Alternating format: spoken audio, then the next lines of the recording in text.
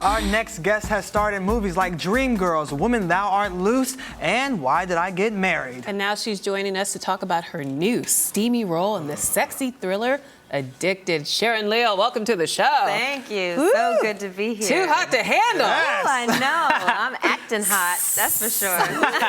Well, let's get into it. Addicted is about a mother who's an entrepreneur also, and it seems like she has it all, the perfect life, but she risks everything to fulfill her sex addiction. Yes. So what drew you to this role? Wasn't It sounds so dramatic, It right? does, but when you read it like that, yes. She risks everything.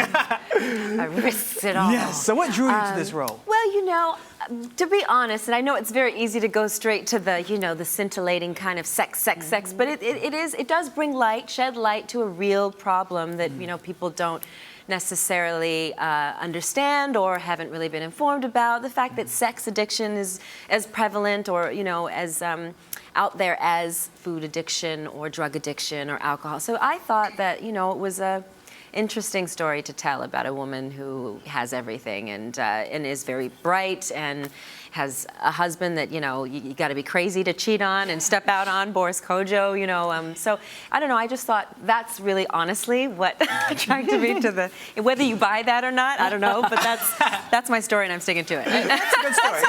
It's a good one. But when you have names like Boris Kodjoe and Mr. Levy and Tyson Beckford, that has to also help a girl make her decision, right? For sure, absolutely, yeah. It's a tough gig, you know. Somebody's got to do it. Somebody's got it. Well, you did it well, so let's take a look at a clip and then discuss. Okay. I didn't know you got a new cell phone.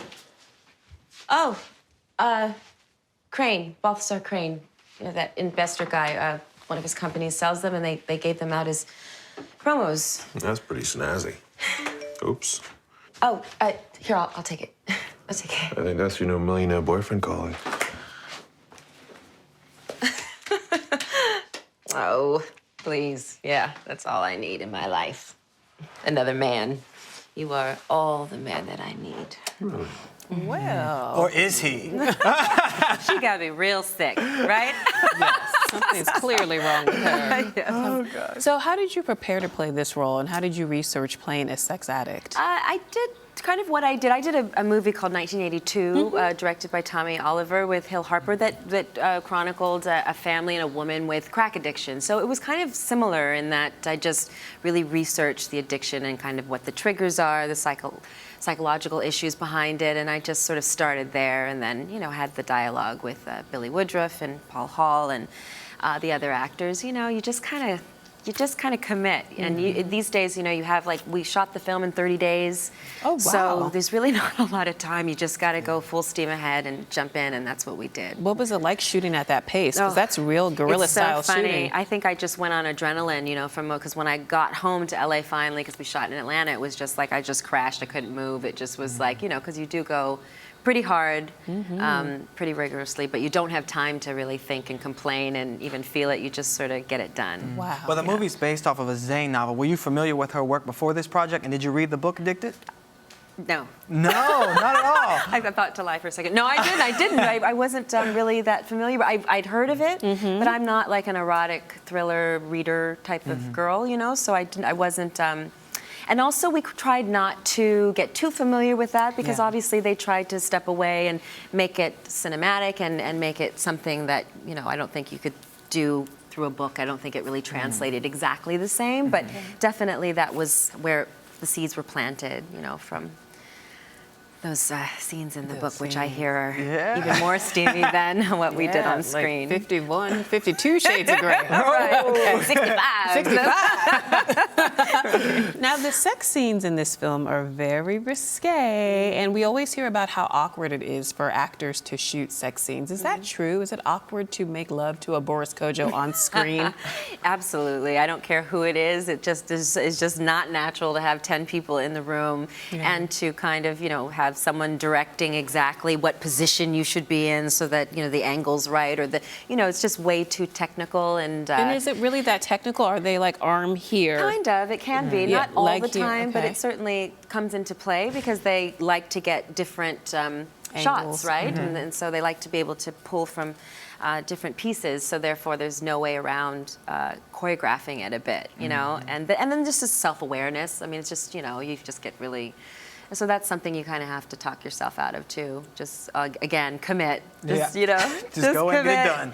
You signed that contract, girl. Just do it. Just you know, go with it. Okay. Well, in this movie, you also reunite with your "Why Did I Get Married" co-star Tasha Smith. Can we expect to see you all in a third installment of Tyler Perry's franchise? So I know I love Tasha, and I know the fans love Tasha, and love us together because they remember, you know, the film. And yeah, that would be awesome, wouldn't it? Yeah. We need to go to like Italy or something, someplace in Europe for What's the third the one. energy like on that set? On the Why Did I Get Married set? Oh, it's fantastic. And we're all just like really good friends, and we just have a lot of fun, and it helps to have such a fan base, like people that are just so, you know, excited and supportive and all of that. But we're all friends. It's like going away to camp.